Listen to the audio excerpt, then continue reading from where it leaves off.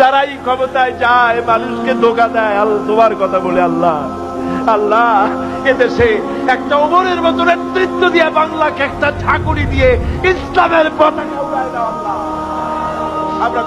আমরা ক্ষমতায় গিয়ে আমরা অনেক কিছু করব তা চাই না, আমরা শুধু চাই কোরআন এবং সুন্নাহর রাজ কায়েম হোক, কোরআনের আইন চালু হোক, দেশে শান্তি ফিরে আসুক, এটাই চাই।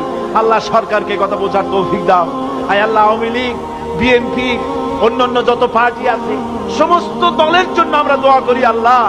বাংলাদেশে যত দল আছে সকলকে ইসলামী আন্দোলন করার তৌফিক দাও আল্লাহ।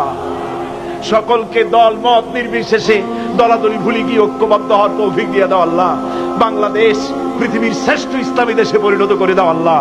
রব্বুল আলামিন দোয়া মঞ্জুর করো আল্লাহ, দোয়া বিরাই দিও না আল্লাহ। বর্তমান সরকার, রাষ্ট্রপ্রধান, প্রধানমন্ত্রী, মন্ত্রী পরিষদ, সংসদ সদস্য, সেনাবাহিনী, পুলিশ বাহিনী, আনসার বাহিনী, প্রশাসনিক ব্যক্তিবর্গ সকলকে ইসলামের প্রতি মহব্বত তাদের কলিজা ঢুকায় দাও। বাংলাদেশে যত সাংবাদিক আছে সমস্ত সাংবাদিকদেরকে বোঝার তৌফিক দাও, ইসলাম ছাড়া উপায় নাই, একথা বোঝার তৌফিক দাও। আমরা সকলের জন্য দোয়া করি, ছাত্র, শিক্ষক, মেহনতি জনতা, রাজনৈতিক দল, সবার জন্য দোয়া করি আল্লাহ সকলকে ইসলামে আসার তৌফিক দান করে দাও।